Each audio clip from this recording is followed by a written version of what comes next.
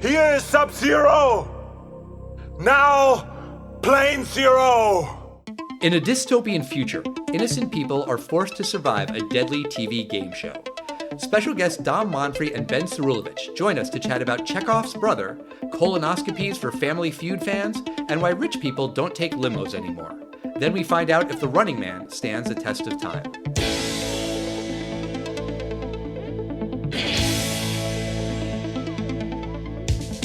Test of time, James and Alan have their say. Do the movies you love still hold up today? James says gladiator with a glutton. Alan says as a father, blah blah. It's the test of time, James and Alan have their say. Do the movies you love still hold up today? Test of time, James and Alan have their say. Do the movies you love still hold up today? Hello, everybody, and welcome to a very special episode of The Test of Time. My name is Alan Noah, and we have a packed house today, don't we, James? We have a packed house. That is correct. It is not just me, James Brief. It is not just Alan Noah. We have some friends of the show here. That's right. We have member of the Five Timers Club, Dom Monfre, joining us again. Welcome back, Dom. Thanks for having me. And a very special first-time guest is here, Ben Srulevich. Welcome to the show, Ben. Thank you very much, guys. It's a pleasure to be here with you all. I am really, really excited that you're here. You were supposed to join us a long time ago to talk about Revenge of the Nerds with our friend Bonnie Newman. That is still going to happen. We haven't recorded that yet, obviously. That will happen eventually. But you were in town visiting Dom, and you said you wanted to come on to talk about The Running Man, and hey, I'm just really excited you're here. Me too. Thank you very much. So, Ben, you could have picked any movie, and this was the movie you landed on. So, first question, why? I like this movie. I like the premise of the movie. I remember liking it back when I first saw it, and it was really fun to watch it again, especially sitting with Dom. We watched it together. Oh, very nice. Yeah, and it was really cool to watch it, and I would imagine back when I first saw it, I thought to myself, is this what the world is going to be like in 2019? And it's just really cool that, we're several years past that now. And it was cool to see what it was like and what the ideas were behind the movie and what the future is, or what the future held, I should say. Okay. And I liked Arnold Schwarzenegger a lot. Right. And so, Dom, you also wanted to come on to talk about this movie. What's your relationship with The Running Man? So, I've seen the movie a bunch when I was younger. Then I read the short story and then rewatched the movie. And I noticed the stark differences between them. And, the other week I was feeling sick. I was scrolling through Prime and I saw it. And I was like, hey, I haven't seen this in a while. So let's fire it up. And then we had this opportunity. So then I watched it again. Oh, so you watch it twice within the span of a couple weeks? 1 week, yes. Wow. And James, you had seen this movie before too, right? Oh, I've seen this movie many times. I don't think I saw it in the theater because, it came out in 1987. But I'm pretty sure I saw it right when it was on HBO. Probably, a year later. That's when HBO used to get it. I had seen this movie many times. And I think this is one of the first films when Netflix went, when Netflix went digital and, online, not DVDs. I remember just kind of scrolling, and there wasn't that much great content back then. There was almost nothing original. And I remember watching The Running Man. It was just something that I was like, I just want to watch this. It's an old 80s peak Schwarzenegger film. It's the same year that Predator came out. So this literally is peak Schwarzenegger. He's already Mr. Universe. He's already released Commando, the first Terminator, and this is a big year for him. Terminator 2 is still a few years away. Governor, it's hard to tell when this guy peaks, but he's doing really well at this point. All right, so I'm odd man out here because I watched The Running Man for the first time in my life 3 days ago. Wow. That's amazing, Al. I didn't have any reason not to. It wasn't a grudge or anything. It just never came up, I guess, for whatever reason. Do you not like Arnold Schwarzenegger? I like Arnold Schwarzenegger just fine. For whatever reason, this movie just never fell through the cracks. Yeah, exactly. It just fell through the cracks. I don't know why. I don't have a good reason for you, but I had never seen it. And it's not like one of those things where I think I've never seen it and then I start watching it and I'm like, oh no, I have seen this. No, none of this seemed familiar at all. I never saw Conan the Barbarian either. Really? Yeah. What about the other movies that James just did? Did you see Predator? We did Predator on the podcast. We did. But had you seen it prior to doing Test of Time? No, I had not seen it. I don't think you really like Arnold Schwarzenegger. You were not into Schwarzenegger in the 80s and 90s, were you? Like, was Terminator 2 the first Schwarzenegger film you ever saw? No, because I think I did watch Terminator before I saw Terminator 2. Was Total Recall when we reviewed it? Was that the first time you saw that movie? No. I'd seen Total Recall. I do remember in the 90s, my stepdad and I had like a little tradition where we would like rent action movies from Blockbuster, and we tended to watch more Van Damme and Seagal movies than Schwarzenegger or Stallone. I can't give you a reason why. It's just a thing that we did. I feel like I've seen most of the Van Damme and Seagal movies of that era. The Van Damme Seagal oeuvre, if you will. Yeah, I think that might be a little bit generous, but sure, I guess. I was going to make a bad joke about The Running Man, the dance. Like, I used to do that in the early 90s. Remember The Running Man? I do. What was the difference between The Running Man and the Roger Rabbit? Oh, you got me on that one. I've never heard of the Roger Rabbit. Really? I think it was a trick question. I think they were the exact same thing. You just mentioned that you've been watching Steven Seagal films. I assume that this were kind of the bigger ones, Out for Justice, Hard to Kill. Under Siege. Like Under Siege, like those ones before he became, these like 12 movies a year. Oh, sure. There is a YouTube channel. There's this guy, Space Ice. I'm just giving him a plug because he basically kind of summarizes the Steven Seagal films, and they're hysterical. And he does not do Out for Justice, Under Siege. He only does the films like A Man with a Gun. He'll summarize, and these people come to jump Seagal for what reason? We never find out who they are, and it's fantastic. If you want like 12 minutes, I actually do workouts kind of watching them because I'll laugh and be distracted. So plug for Space Ice. Okay. I mean, I'm only going to say this because you just mentioned working out. I did watch The Running Man while on the treadmill. So I was a running man watching The Running Man, #meta. Legit. Wow. Yeah. For people who are not like Dom and Ben and I, who have seen this film several times, this movie is about a dystopian 2019, which is 2019 of the future from when this film came out in 1987. And in this 2019, America is a totalitarian state. The most popular television program is called The Running Man, and it's a game show where prisoners are hunted live for the entertainment of the viewing audience. Arnold Schwarzenegger plays Ben Richards, a soldier framed by the government who has to run for his life on the show. He must avoid the killer stalkers, while also outmaneuvering the game show's corrupt host, Damon Killian, played by Richard Dawson. Ultimately, Richards decides to do more than just survive. He helps the resistance fighters strike back against the evil government. So this is the part where I ask you how the movie did at the box office, and I'm mildly curious about that. But I'm much more curious to know what this movie's budget is, because my guess is small. But you tell me, James. I had seen conflicting reports, somewhere anywhere from the teens to like mid-20s. Okay. And I'd seen somewhere 27 million. So, it's a decent budget. It's certainly there have been higher budgets. The film opened on November 13th, 1987. It opened at number one, and it was number one for several weeks, and opened with $8 million, ultimately ending with $38 million domestically. It beat a lot of other films at the time. It beat a movie, I'll give you a hint, A Bunny in a Pot. Does anyone know this film? I'm going to say Basic Instinct. You're very close, but incorrect. The other one, Ben, you know? Fatal Attraction. That's right, yes, yeah. Fatal Attraction. Right. Then the next week, it beat a film that we reviewed. It was the first film, Al, that your daughter requested to do on this podcast. Cinderella. Correct, yes. Cinderella, this was back when Disney used to just re-release the films in the movie theaters, and it always would be, easy for a couple, 20 million or so.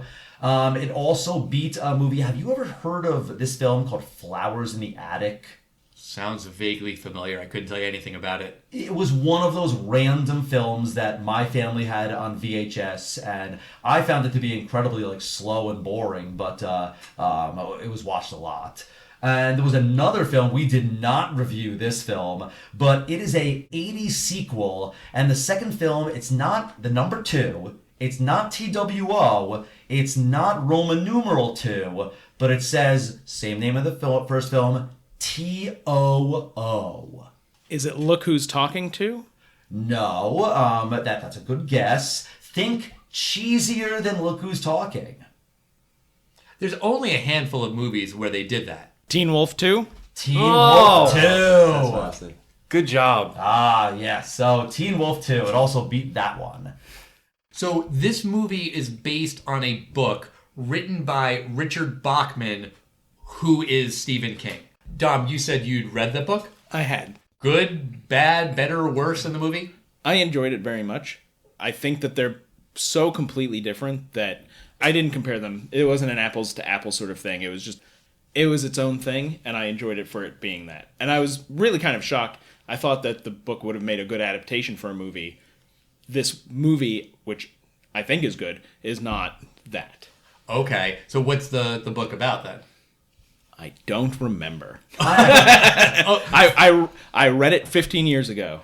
Okay. I read it years ago, and I did have to brush up on it to see some of the differences. But one big difference is that the game is not in an arena. It's the entire country. And a big difference is that these are not criminals that are being. It's not like the gladiators. Sorry, you. throwing people to the lions or something. This was actually volunteers, and it's sort of like Squid Game. If people have seen that it's so dystopian that Ben Richards, he's incredibly poor, and I think his daughter is sick, and he has to make money, and so he volunteers. He's described as incredibly thin and sickly because he's malnourished in this dystopian future. Obviously, not like a 1987 Arnold Schwarzenegger. They're paid by the hour for every hour that they survive, and everyone in America participates. So it's basically a countrywide manhunt. And there's rules. He has to check in every day with mail in a tape and stuff, so they know that he's still participating. And he's told that his wife and daughter were killed, and he winds up hijacking an airplane, and he basically crashes it into either the national headquarters or the television studio that makes The Running Man, and that's kind of a Stephen King ending right there. There's no happy ending. It's just like, if I'm gonna lose, you're going down with me. That one of those endings. Okay. Well, let's talk a little bit about this version of a dystopian future, because we've watched many movies on this podcast, and there's a million TV shows and books and all kinds of things about dystopian futures. This movie starts with text on screen that explains kind of how this dystopian future came about. In 2017, the world economy has collapsed. There's no food or natural resources or oil, and so now there's a police state with paramilitary zones. Okay, I guess I can buy that. But then also, the government is in charge of entertainment, and so they have this show where people kill each other. To me, that felt like a really big leap from A to B to C. It just didn't really make a lot of sense to me. Did you guys get that? Well, didn't they explain it? I mean, how? I believe it was Dawson. Well, that's not his name. That's fine. Killian. Richard Dawson, yeah. He said, good times aren't enough. They need more. The public needs more. And the killing, the thrill, I think if I remember correctly, that's why he was justifying it, because life itself just wasn't good enough. It wasn't popular enough. It didn't grab people's attention. It didn't hold it. But The Running Man never, ever got boring. Even though the premise was the same on killing criminals, killing the people, the public needed that. They craved that. They wanted that. And that helped give control. That was mentioned, or that's the way I took it? I absolutely agree. I think this is a tale as old as time. I think you can go back to the Roman times. It used to be called bread and circuses. This is what Nero and Caligula would do. It was, I can't really fix shit, so why don't I let people see people being eaten by lions? They love this shit. And it's been on forever. Eichmann, he figured out the power of film and really to control. Look at what film, maybe you can just say television. Look at what television, the control, 1 or 2 channels can completely change the entire face of a country, if not the planet. Can you really think that there's countries in this world that, not the Running Man, but they wouldn't have? Everything is super happy, and look at all these criminals, or let's call them, firing on protesters. They're pedophiles. They're the worst people in the world. Like, couldn't you see in America where they're like, we kill pedophiles every week? Like, I'm not saying it's happening now, but should certain things go the way they could, this is the first step in something I think could happen, and it's a tale as old as time. Yeah, I think this is sadly believable. I think one thing that also kind of threw me about this dystopia was also just the fact that at one point they're talking about how they're also like a moral state, and there's like morality clauses, and you can't listen to music, and you can't go drinking, and they're talking about Amber, and she was immoral because she had sex with 2, sometimes 3 men in a single year. Oh, yeah. Okay, so they're out of food and resources, so then they're like a morality police state. Like, it just didn't gel for me. Like, I'm not buying how all of these things connect. I mean, this is not only a thing that could happen, this has already happened. There was a woman 10 years ago, randomly, like, she goes before Congress and talks about, birth control pills should be covered by insurance. And then there was an incredibly popular radio personality, Rush Limbaugh. He famously called this woman a slut, and it's the morality police. I understand all of these things. I just feel like in these kinds of movies, the government is like authoritarian because they're rationing the food. Or they're authoritarian because they have decided like what is moral and what isn't. Or they just like murdering people because they're, a dictatorship run by an evil villain. Is it like all 3 at the same time? Usually in like these kinds of movies? It's very interesting. What they show about this dystopian future is they show a lot of aspects of society. You see people like Amber, Maria Chica-Alonso's character. She seems to be, a young professional. She lives in a very nice apartment, which seems to have all the modern, the technology. And I thought they did a good job of not doing too, stupid future stuff. It was all, digital passports and stuff. I thought that was good. Did you notice that when she was in her apartment, everything she did was very believable? She didn't say Alexa, but she said, turn on the lights, start the toast, turn on the TV. These are all things that are very believable in modern society. These are all things you could absolutely do. Yeah, that's true. Also, though, her TV was a 1980s television. Like, it is a giant, big, fat CRT, and a lot of the things in this movie were definitely from the 80s. How do you propose that in 1987 they do anything different, as in making newer fake TVs to look like they're from 2019? I mean, I'm just curious about. I'm just, asking you, like, what could have been done differently?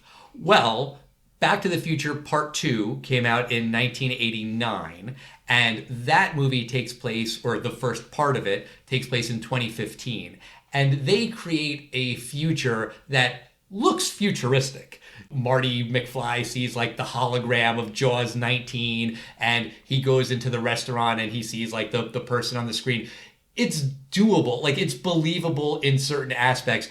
The reason I asked James earlier about like how small was the budget for this movie is because when you're making a movie in 1987, and if you have kind of a small budget and you're showing an apartment, yeah, you just get a regular TV. I understand it. I'm not saying like they're wrong for doing it. I vaguely remember saying something similar when we talked about RoboCop. That movie also takes place in the future, and they literally create a cop who is part man, part robot, but all of their TVs look like the TVs from 1987. Because those were the TVs they had on set or that they could buy. Even when Killian shows up at the TV studio and he's in, a quote-unquote futuristic limo, no, that's just like a limo from the 80s. It just looks very 80s. It's a stretch Maserati. It's pretty cool. I'm not saying it's not cool, but it doesn't look like something from 30 years in the future. It looks like something from the 80s. I get that, and I agree with that. And you mentioned something about budget, so immediately my mind goes to, well, if you were to take the look at the budget of Back to the Future 2, could that be an answer or reason as to why there was a discrepancy? You know, I have to agree a little with Al. I think it's a fair criticism. When you're doing as much attention to detail, you could overlook something like the monitors, but I also think it's fair to notice that, because even things like Star Trek from the 60s, Star Wars from 77, you know, they just have a flat panel to talk to the other people. It could have been done, but, you know, it's not that big a deal to me. I didn't notice that. You know, you guys were mentioning that stretch Maserati. Something that I've noticed is that I think the idea of a stretch limousine is completely passé. That used to be the symbol for richness, and I feel like you don't see that as much anymore. And I feel like even people go to prom in like really nice Escalades and stuff, and not necessarily an actual stretch limo. I don't know about prom, but I'm just saying, like, you don't see limos around like you used to. Totally agree. I don't know. I can't remember the last time I was in a limo. Yeah, well, last time you saw a limo, even at an airport, there used to be limos at airports, like picking up the rich people. That's a great point. Now, as I'm thinking about it, I haven't really seen limousine transportation, because now it's Phantoms, it's Maybachs, it's more of a sedan with the driver. You still have the driver aspect, but you're right. Back in the day, the super stretch limousine was the hot stuff. And you get Uber Black today. If you want nothing but like Lexus and up, you just pick Uber Black. You don't have to deal with calling a limo company. When I see limos now, it kind of takes me out of it. One other thing about like the future as conceived in 1987, when the lawyer is talking to Richards about the rights of the show or whatever, he's saying Latin. He's saying gobbledygook, which I think is maybe supposed to be a joke, but he says on cassettes and videotapes and bubble chips. Like, that was like the futuristic thing that like they came up with, is bubble chips. It's like, That's a cool name. I thought that was original. I like that they added "and all methods known and unknown" to just as a cover your ass sort of thing at the end of that. That is true. They do say stuff like that from my time working in television, like for all forms of media, heretofore unknown in all perpetuity throughout the known universe. And like, there's that kind of legalese. Because, in the old days, in the 80s or 90s, they might have said home video, but they didn't say streaming. So now there's a loophole. Like, now they cover their asses with vague descriptors of anything that anyone could ever think of. And, speaking of other shows and streaming ways, I love that this channel, ICS, doesn't just have The Running Man. There's a part when they're showing The Running Man, they go to commercial, and they show a small little clip of this other dystopian game show. It's a really dark show called Climbing for Dollars. And they only show like 20 seconds of this show, but it's amazing. They get this guy, he's climbing up a rope, like the kind of rope you do to climb in gym class. And there's like $100 bills every like 3 feet, and he has to like put them in his mouth as he climbs. But the catch is that there's these like Rottweilers like chewing at the rope and shaking it. And if you could make it to the top, I guess you keep your cash. But the guy we see him fall presumably to his death, and it just freeze frames, and it's like, we'll be back with Climbing for Dollars after this. I thought it was great. I want to make a small correction. You don't see him fall. It's the freeze frame before he falls, and so you kind of think that you see him fall. And I'm only nitpicking that because I think there's a lot of that in this movie where they cut away right before you see the thing, so your brain kind of does the trick where your brain fills in that you totally saw the thing, but you don't see it because I don't think they had the money to spend on it. In the case of this, they do show him being shot with gas of some sort. Right. Like, okay, you already have the Doberman pinchers trying to get him, and then you're going to throw that at him. So, I mean, I do think he lets go of the rope before they stop it. Okay.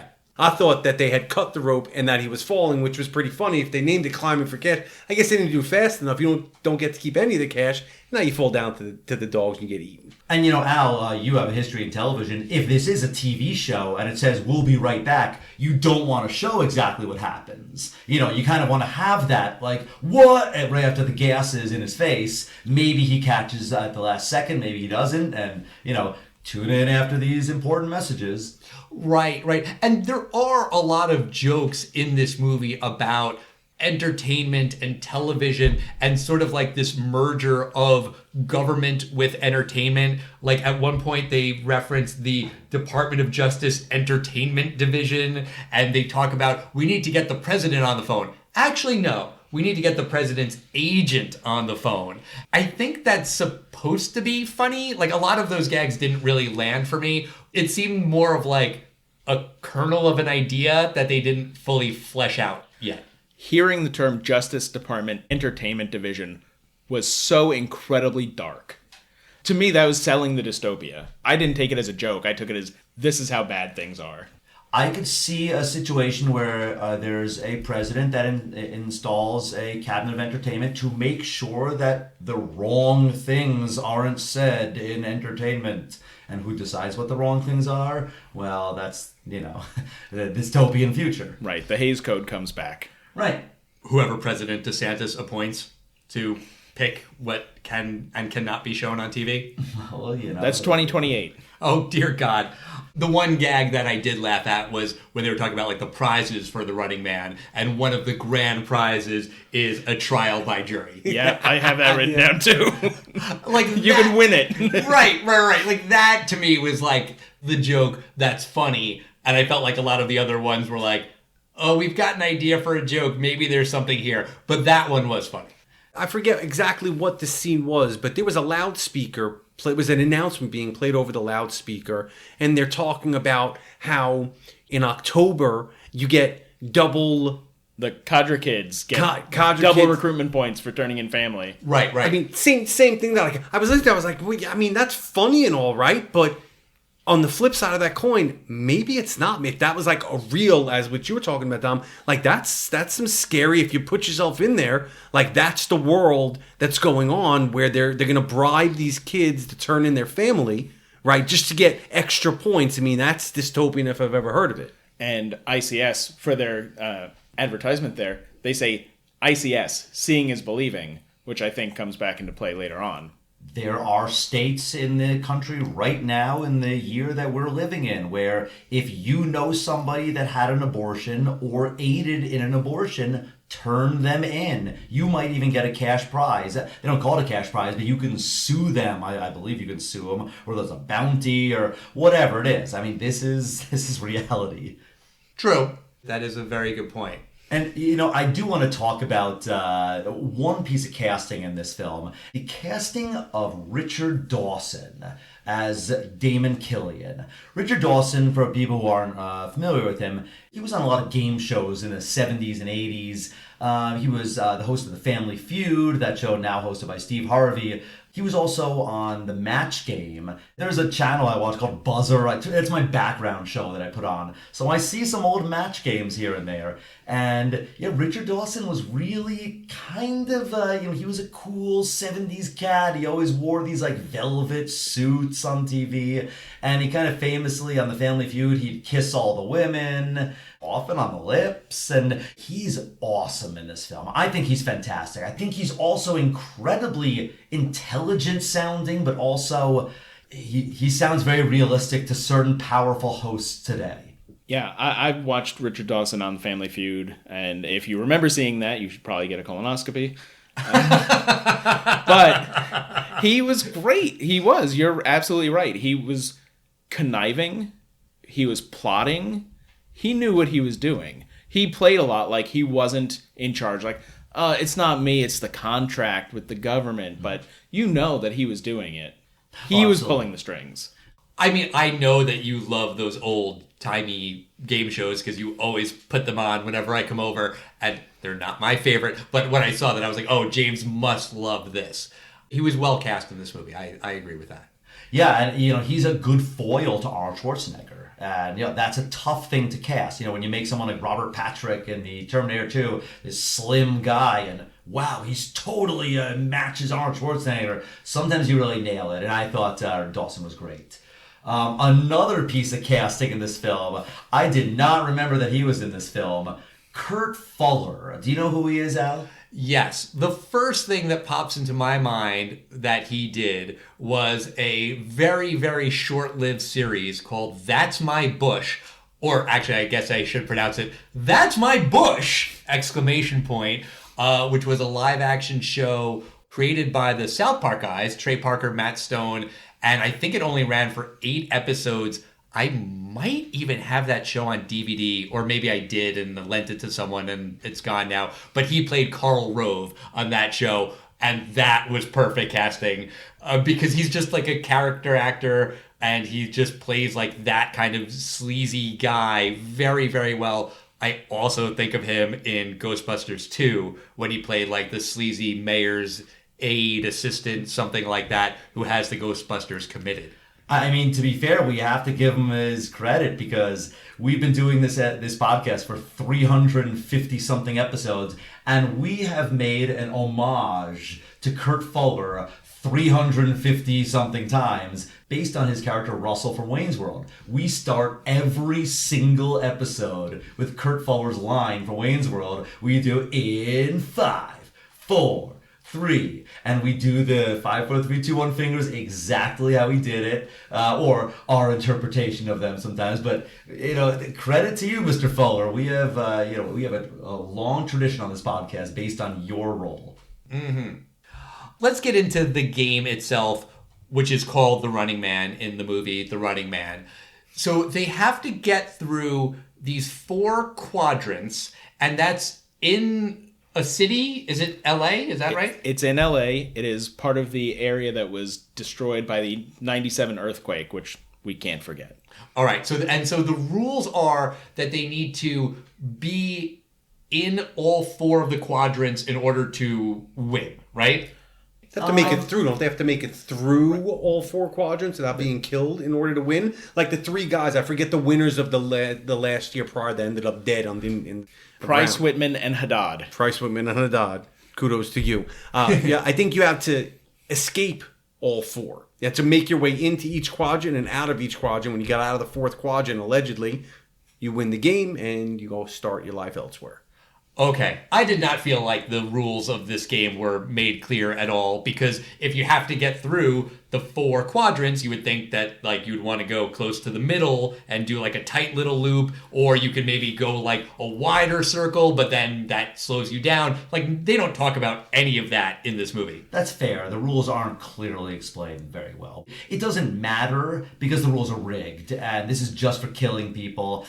Very interesting that in entering each zone, there was a door that closed or a gate that dropped. You know, there was a particular part of each quadrant. There was a scene where you were trapped. That's where I was thinking, even though it might not have been explained, you're going to get trapped in each quadrant. You got to beat the boss level. You got to beat the guy to get out. Right. I was thinking it was more linear rather than, say, like a 400 square blocks, like in a square, that it was just in a row. Okay. Yeah, I mean, like, I know what you're talking about with, like, the fences and the barriers. I didn't understand that those were the quadrants specifically. And if they are linear, then they really shouldn't call them quadrants. And I guess I should not get hung up on the word quadrants. And I probably said the word quadrants more in the last 10 seconds than I ever have on this podcast before. And I will stop now, I promise. I want to talk about some of these stalkers. I want to talk about all the stalkers. The first guy they kill, Sub-Zero. I love this one. And I love the line at the end. Do you remember it, Dom? Yes. Here is Sub-Zero. Now just plain zero. Exactly. It's awesome. Is that awesome? That is a terrible, terrible one-liner. It's amazing. And it's an amazing Arnold action hero one-liner. I'm sorry. At one point, they call him Professor Sub-Zero? Yes. So the actor was Professor Tanaka. That was his wrestling name in the 60s, 70s, and 80s. Oh. So they at one point referred to him as Professor Sub-Zero in the movie, even though he's credited as only Sub-Zero. And then one other point. Do you realize that this is the second movie with a character named Sub-Zero that we've all discussed? Oh, right. That's right, because the other movie that you were on the podcast to talk about with a character named Sub-Zero was... What was the name of it, Al? What is the theme song, Al? The movie was called... Yes, exactly. Mortal Kombat. Right, that's what I said. Right. Right. When they were betting on the matches, you looked up on the board and they were writing all the odds. It wasn't Sub-Zero, it was Zub-Zero. Did you guys catch that? No, with like a Z? Yes. Yes, It was two Zs. Dom and I had to stop and back the movie up. He was like, that didn't say it was Sub-Zero. Zubsero. Well, maybe because there's not enough food and there's a morality police, the people aren't good at spelling? Question mark? I don't know. Poor vitamin A, maybe. Then after Sub-Zero's, reduced to plain Zero, they send out two stalkers. Buzzsaw, kind of like a Hulk Hogan looking guy with a chainsaw. And then they send Dynamo.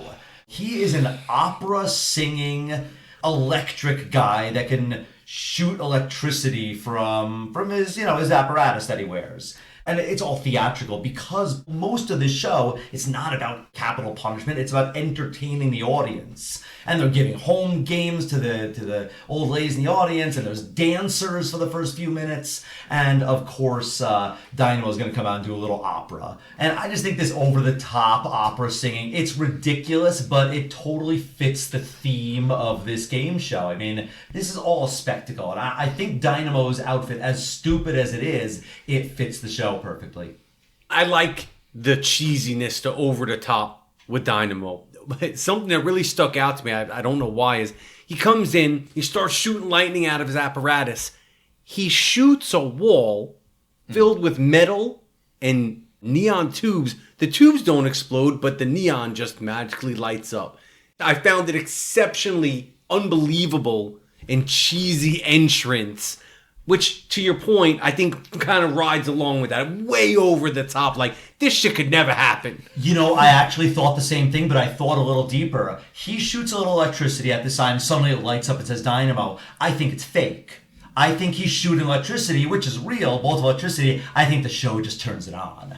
It shouldn't work, but I think the audience buys it. So Dynamo comes out with Buzzsaw, and Buzzsaw has a chainsaw. And, okay, fine. A big, strong, hulking dude carrying a chainsaw, that's scary, right? Terrifying. Of course.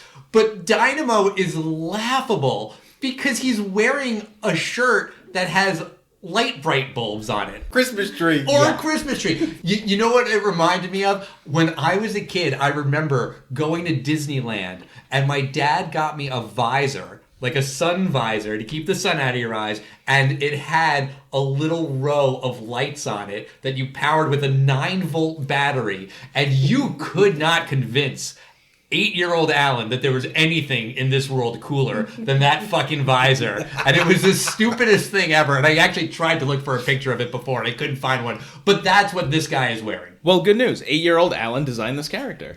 I mean, no, and you only need a couple of the lights on your visor. You don't need them all over your shirt. That's ridiculous. There's a scene shortly after this where Buzzsaw's dead and the Dynamo, he's out. Fireball's been killed at this point. And then they say paging Captain Freedom, which is played by Jesse Ventura.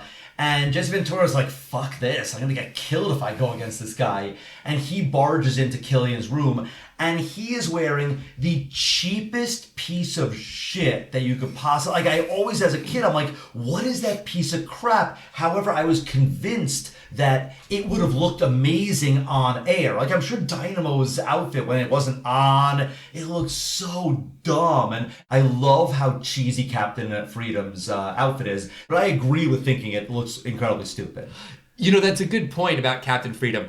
Because he calls it out, like, I appreciated that. He's like, this is crap. I'm not going to go out there with this crap. I'm like, yeah, of course. And to your point about how it would look on TV, from a 1987 point of view, where there's only standard definition, you know, something looks very, very different on screen than it looks in real life. And then once HD came along, and I know this from my time working in TV, they had to rebuild sets. Because the set that looked perfectly fine in standard def looked like absolute shit once they switched to HD. And, you know, they had to, like, rebuild things. And, you know, when they made this movie, they weren't thinking, oh, in 2019, there will actually be 4K definition.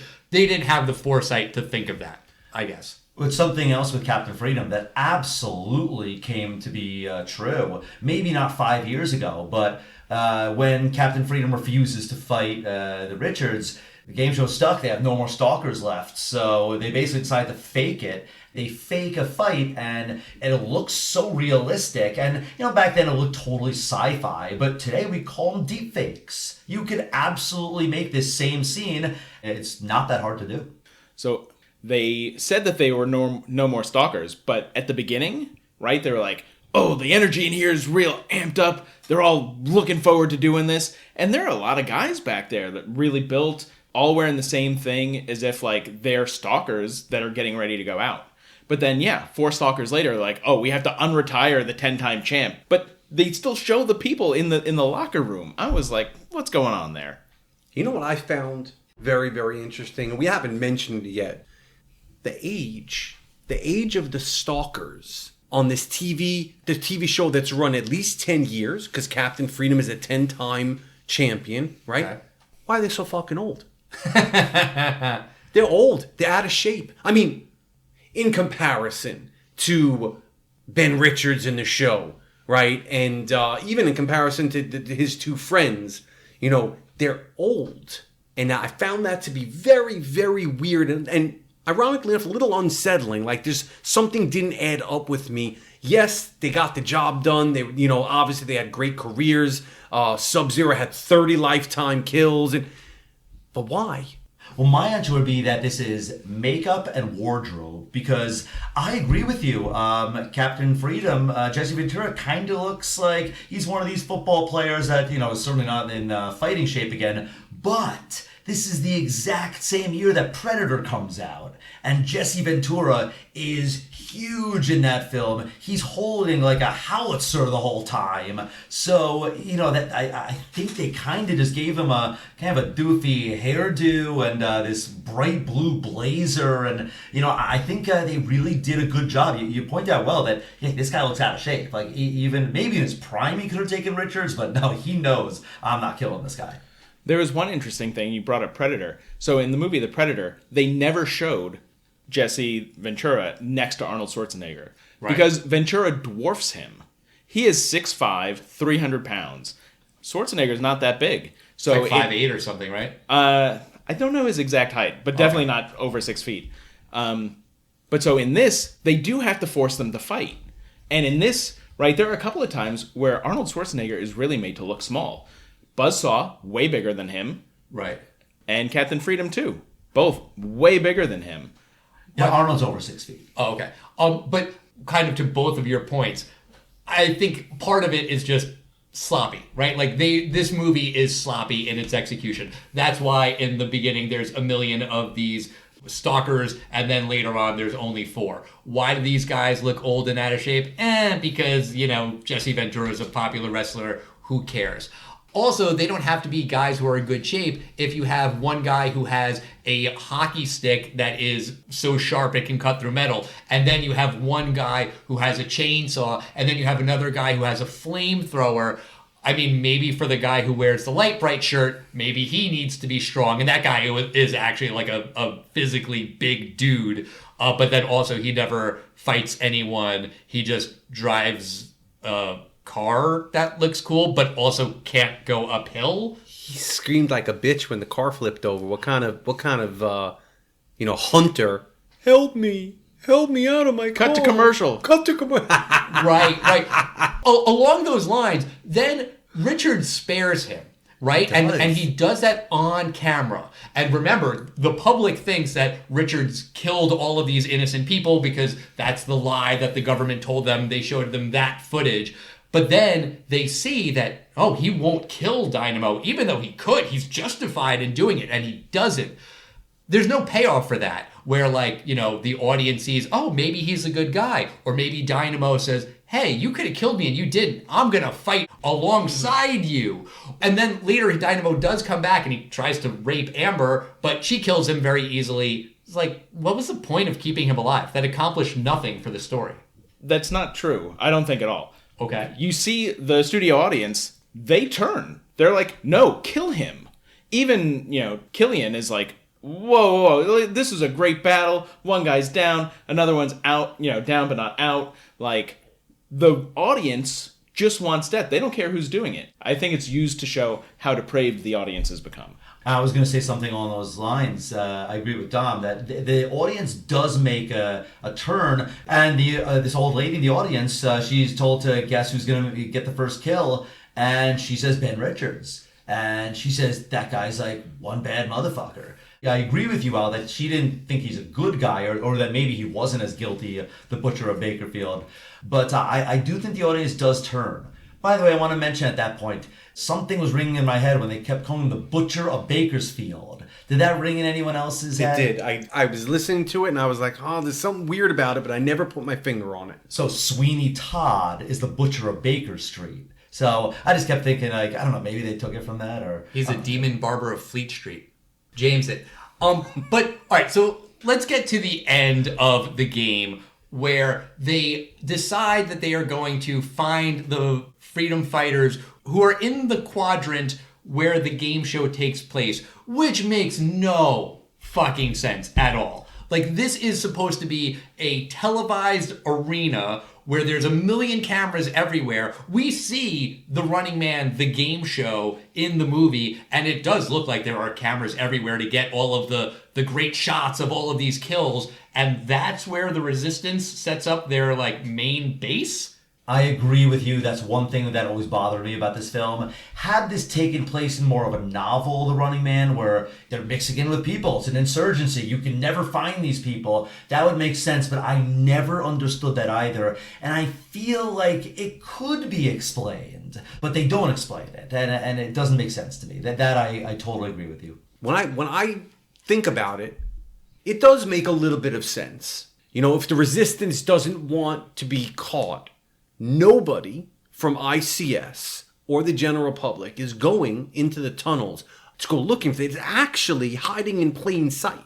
It does make sense because nobody's ever going to go down there. It could be one of those, it's the last place they'll ever look kind of strategies. It's possible. I want to shift gears for a second, guys. I must have said this to Dom like 5 times while we're watching the movie. Did anybody notice the substandard safety features for the rocket sled that shoots the contestant down into the game, and the net that goes up?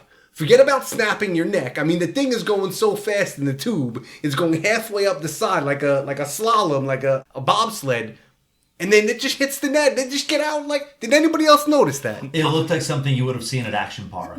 Yeah. There wasn't a seatbelt. There was cuffs that didn't even hold the arm in place. Well, also, then, like, they shoot the 3 of them, Richards and his 2 friends, down at the same time, but one crashes into the net, and then, like, a second later, the next person crashes into the net. You don't see anyone, like, move the car out of the way. And, like, there's people there who are like, hey, you get out of that car, we're gonna beat you up or whatever. But apparently someone is also being very thoughtful of, like, oh, but we also need to just move this car out of the way so that the next person doesn't crash. And then at the end, when Killian goes down the exact same tube in the exact same car, he crashes into the billboard of himself, which is a poetic death. I get it, but how come that one crashes and the other ones didn't? I do completely agree with you, Al, that the fact that the two accomplices, Weiss and Laughlin, they are going right past each other in a rocket car. It is an error that they go out the same tube. But I thought in a real dystopian future game show like this, I feel like that would be part of it. Like, let's just crash 2 of them. Maybe one will survive, maybe both, maybe they'll be mangled. The audience will fucking love it. I kind of thought that they were coming down different tubes. Agreed. And thank goodness we had 5 minutes of tube footage. That's true. It was a lot of footage. It's like the same 3 shots that they recycle each time, but sure. Just to go back to it for a second, Al, I think you said you don't know why the net didn't go up. In the scene, in the broadcast booth, there was a command given to put the net up.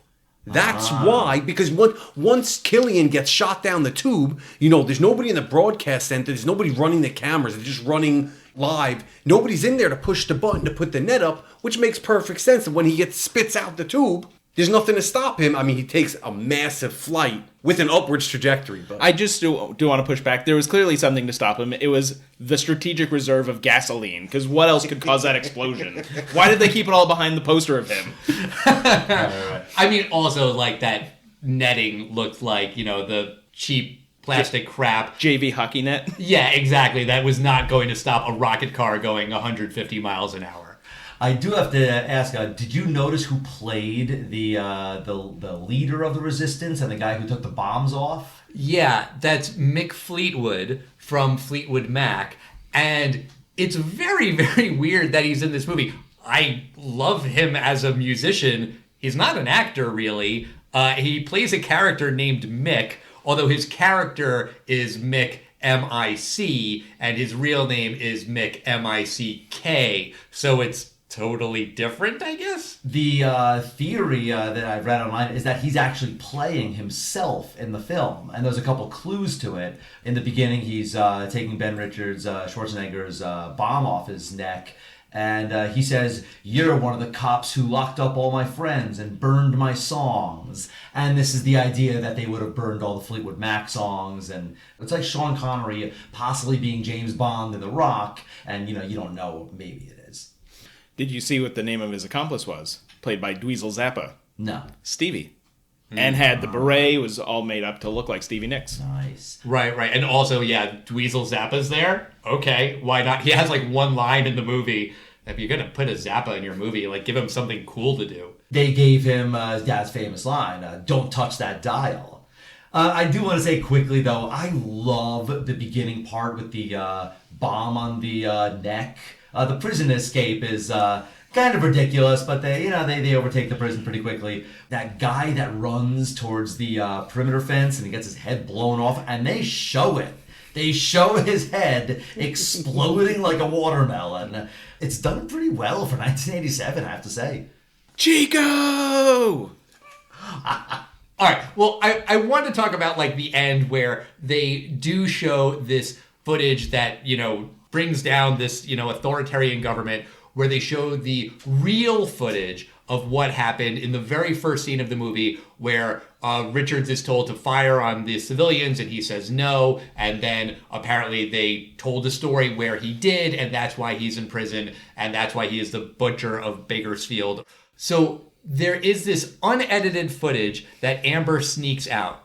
First of all, how does she get the footage? There's no way. We see her get caught. She's looking through the files, and then she's immediately grabbed instantly. She had no time to take the bubble disc or whatever. Because I had seen this film, and because she implies she hid it in her underwear, if you watch her steal this little disc, there is a moment where she could have quickly stuck it down her pants. It's not something that's obvious. I see it because I'm looking for it, because that's what she says she does later. There is a possible moment where she does hide it. Did you guys notice that they had video footage from inside the helicopter? Not only do they have video footage from inside the helicopter, they also have video footage from outside the helicopter. And the quote-unquote unedited footage that exonerates Richards and brings down this government, it is very, very edited, because there are a lot of fucking camera angles. There's the one-shot close-up of Richards. There's the two-shot of him with his co-pilot. Then there's like another two-shot, but from a slightly different angle. There's a lot of fucking cameras in this helicopter. You forgot about the point of view shot where he gets hit in the face with the butt of a rifle. Yes, exactly. Like, there's a lot of editing of this footage. It's not like a dashboard cam where they just have one camera pointed at the inside of the helicopter, and all right, maybe you believe that the authoritarian government might have something like that, but all of these fucking cameras, no. But Ben, I'm going to ask you first, because you are our first time guest. Do you think that The Running Man stands the test of time? So, I was really in my mind trying to reconcile what would constitute this movie standing up. And before I came here, I was, leaning one way, and then having sat here and listened to you guys and 3 other different points of view, I've really been doing a lot of thinking. This is where I land. I feel that it does stand the test of time. I think that from the very beginning of the movie, the way that the text scroll lays out, what's going on, I found that to be weirdly the same as right now. And as I'm trying to figure out, what qualifies for standing the test of time, well, somebody in 87 had these thoughts and put them onto paper and then they made a movie out of it. Some of that shit is true. And so in my mind, to me, that stands the test of time. It was maybe a prediction of the future and partially it came true. The flip side of that coin is I remember how much I liked the action of the movie and the gore of the movie. And 30 years later, however many years it's been since the last time that I saw it, we watched it the other night. My cell phone was down. My ringer was off. I wasn't messing around. I was into it. I was enjoying it. It was good. I enjoyed it. I thought it was a good, fun action movie. Specifically, that Arnold Schwarzenegger banger in the mid-'80s. I loved it. And I personally do feel it does stand the test of time. All right, very good. Dom, what do you think? I have to agree with Ben on a couple of things, and with you, Al, on a couple of things. This movie is goofy. It's over the top. But, like Ben said, it is prescient. I think you could make this movie now, update things. All the same themes would hold true. Maybe even more so. You could go darker, unfortunately, than what this just predicted. But yeah, I think it does stand the test of time. Because if you can remake it and it still holds up, yeah. Okay. James, what do you think? I think the film is not perfect. The director of this film was a gentleman named Paul Michael Gleiser. Famously, he'd done a lot of television directing. He had directed throughout the 70s, and that's a very different kind of direction than movies. He had directed a film, I'm sure we're going to do it at some point. The most famous line from that film is a single word, and it's toe pick. It's a figure skating movie. Yes. That I do love. The Cutting Edge? That's right, The Cutting Edge. Have you ever seen that, Al? I have. No, we're not doing that on the podcast. Fuck that. Why would we do that on the podcast? The Olympics or something. That's when you do it, when the Winter Olympics come. Aren't they in they're in next year, the Winter Olympics? No, they were canceled, so we can't do that movie. Sorry. They canceled the Winter Olympics. The threat of doing The Cutting Edge ruined the Winter Olympics. Yes, the IOC officially canceled the Olympics on that grounds. James, I will do it with you. Awesome. Al, you did mention most of the flaws of the film. The plot, some of the stuff that just doesn't make sense. It's not that it doesn't make sense. I feel more it's not properly explained. I think they could have explained why there was a rebel insurgency hidden in Quadrant 4, but they just said that's where they're hidden. Needed a little better than that. What size of this is this arena? What exactly are the rules? It's not really explained very well. Some of the aspects of this dystopian future, we have no idea what's going on outside of what we see. And, there is cheesiness to some of the costumes. I think they happen to work. I think I like some of the cheesiness because, like I said earlier, I think the audience buys all of it. There's a scene when Buzzsaw, that he demonstrates how strong his saws are, and he cuts in half what looks like kind of like a metal detector you go through today. I think it was foam. It certainly was for the movie, but I think they did the same thing in the future. It's fake. But overall, I think the film, despite its flaws, it's what Ben and Dom said. It's a fun film, and exactly what Ben said. This is a peak Schwarzenegger mid-'80s film. Personally, I think I like this film better than his other 87 film, which was much more successful and spawned a franchise and was much more successful financially, Predator. But I like this film. It's really in the library of great Schwarzenegger films, and I think mostly the thing that stands the test of time is all of these dystopian things that are either totally true or it could be true, or the futuristic stuff like the deepfakes and some of the technologies. I think they really nailed. They missed a couple others, but yes, the 1987's The Running Man stands the test of time. Al, do you think The Running Man stands the test of time? So you said that I brought up a lot of the movie's flaws. There are plenty more that I didn't bring up. For starters, the whole dystopian future thing that you guys buy, I don't think this is a realistic dystopian future based on the world that we live in. I'm not saying you can't make a dystopian future based on the world that we live in. I just don't see it like this kind, where so many people are cheering for people to be murdered on screen. I mean, we have Survivor, and that's a reality show called Survivor, but no one's dying on that show. And no one would want to watch that show if people were actually being hurt. Really? You're sure about that, Al? Yes, and I am. Yes, I am. And I can prove it with 2 words. Damar Hamlin. Football is a violent game. And that man went down and the game stopped. Everyone stopped. Everyone wanted to know if he was okay. Because even when you're watching something that you know is violent, you don't want to see people get hurt. The point of football is to not kill people. If the point of the show is to kill people, that is what people expect, and then they will root for.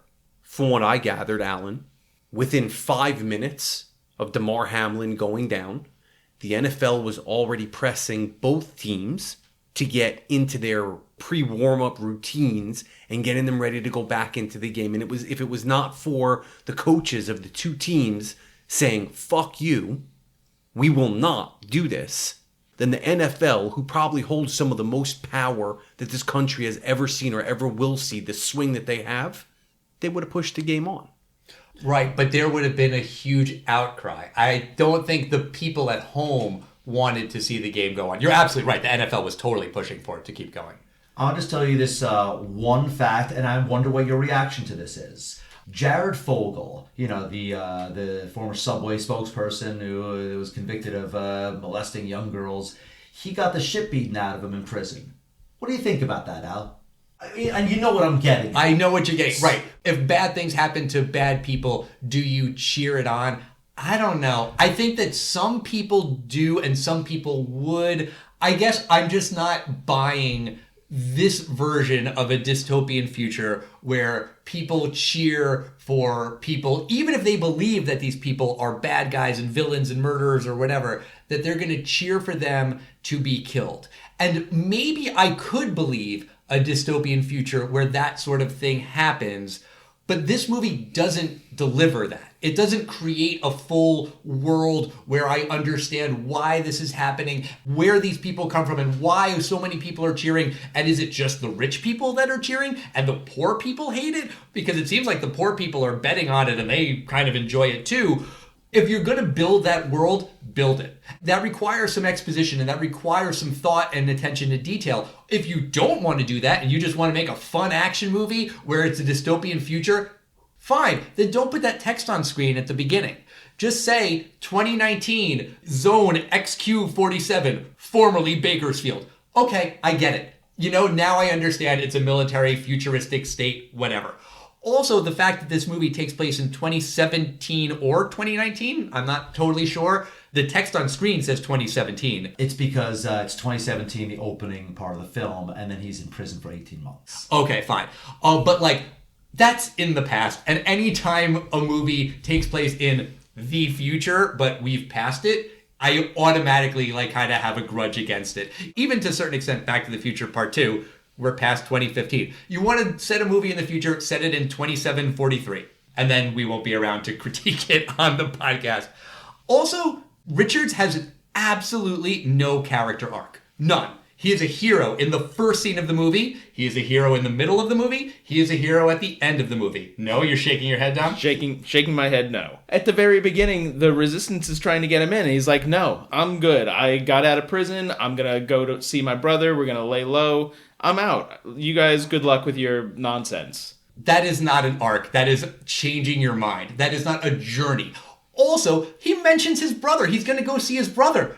I was expecting the brother to show up later in the movie. I thought that was a thread that he's going to see the brother. He's going to be reunited with the brother. Maybe the brother now works for the bad guys. Oh no! Something. You never mentioned him. They did. That's where Amber lives. He went to that apartment because that was his brother's apartment. He's like, where's my brother? And she said, a month ago, I got this apartment because the last tenant was sent to a re-education camp. Right. Which means he was probably just killed. No. Bullshit. You got to pay that story off. You mention a long-lost brother. Is this Chekhov's brother? Yeah, kind of. Actually, yes. In a movie today, if they mentioned a long-lost brother, they would bring him back. Even if it was just sequel bait. At the very end, they're like, hey, guess what? We found your brother. He's alive. Dun, dun, dun. Okay, fine. Set it up for the sequel. It's weird that they dropped that. I don't buy the world. I don't buy the story. The game makes absolutely no sense.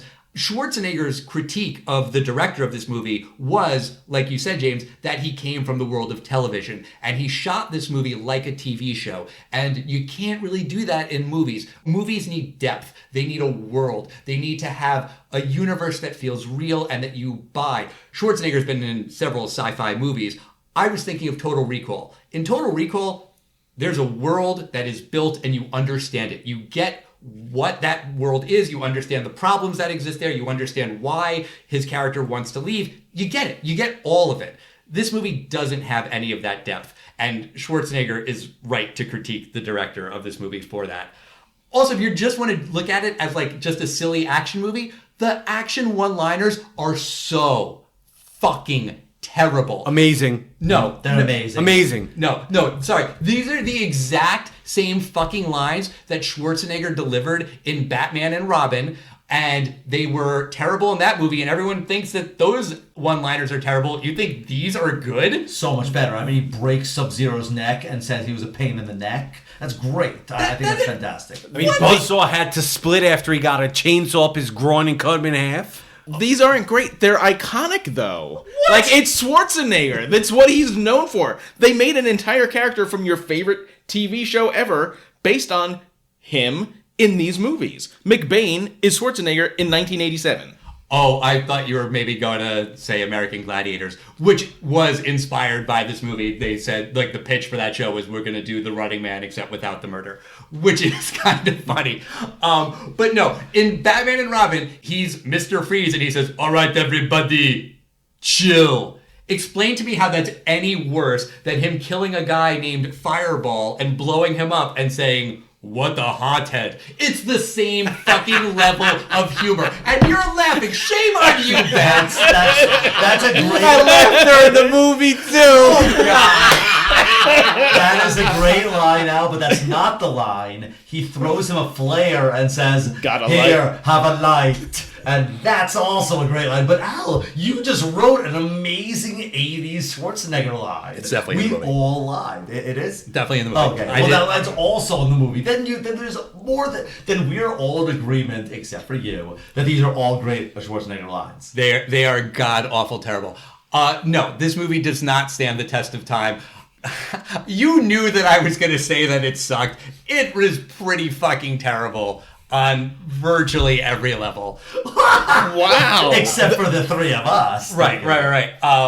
Yeah, and I thought one of you guys would counter me by saying, but what about Hunger Games? What about Squid Games? Those show the exact same thing.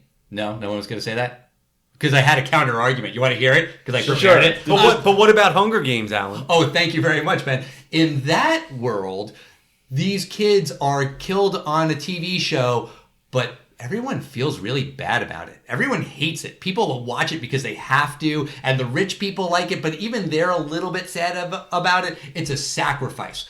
Does it make perfect sense? No, but at least there's more explanation. And Squid Games, yes, it's a game where they kill people, but that's just for a select few of super rich people. It's not broadcast to the whole world. So those are small differences, but very important differences. I love that you think so highly of mankind. I truly do. I don't! If you listen to this podcast, I sound super fucking cynical all the goddamn time. You know what's a great dystopian future for today? The Handmaid's Tale. You ever watch that show? No. Okay. I know about it. You know of it. That's a future where men have controlled all women. They have subjugated them. They are second-class citizens. That feels very real based on today. That was based on a book written in the 60s, I think. So you can have a dystopian vision of the future that's from the past and can hold up and stand the test of time in different eras. It just requires thought and, details. And maybe Stephen King or whatever his pen name is, maybe in the novel, he has all of those details and they're just not in here, but they're not. They're not here. When Killian is first talking to Ben Richards and trying to get him in, he's like, do you know about The Running Man? Ben's like, no, I don't. This is the most popular show for at least 10 years. How have you not seen it? He was in jail for 2 years. How have you not heard of it? But that was something that I was like, are you kidding me? How does he not know the number one show? Like, even if you don't watch it, you've heard of it. My only explanation is that he's either being sarcastic to him and he's lying, or he was also in the military before then. So maybe these guys live in the barracks That's and fair. like they don't want to watch that Yeah, crap. It's possible, but he still would have heard of it, I think. All right. Well, Dom, thank you so much for coming back on the show. Ben, thank you for coming on the show for the first time, and I hope you will come back. I absolutely loved it. I've spent the past week thinking about what this was going to be like, and I very much look forward to coming back. This was awesome. Thank you for the opportunity. You're welcome, but honestly, I don't even know if I want to have you back now. You just said we hope to have you back. Yes, after talking about an Arnold Schwarzenegger movie where he says... I'll be back. No, it's too late. You blew it. I set you up. I set you up perfectly, and you just whiffed it. You totally fucking whiffed it, man. You James that. Oh my God. Oh, that's lame. Yeah. But yes, this was great. This was a lot of fun. Thank you guys for coming on the show. That's going to do it for us this week. Next week, special guest Dan DeVenny is going to come back on the show to talk about threesome. We mentioned that when we did our Tombstone episode with him, that his other favorite movie was Threesome. So next week, we're going to find out why. That's going to be a fun episode. In the meantime, we want to hear from you guys. Tell us what you think about The Running Man and Schwarzenegger and his one-liners and dystopian futures and what kind of dystopian future you like best. And we will see you next time, everybody. Bye, everyone. I'll be back. Still too late.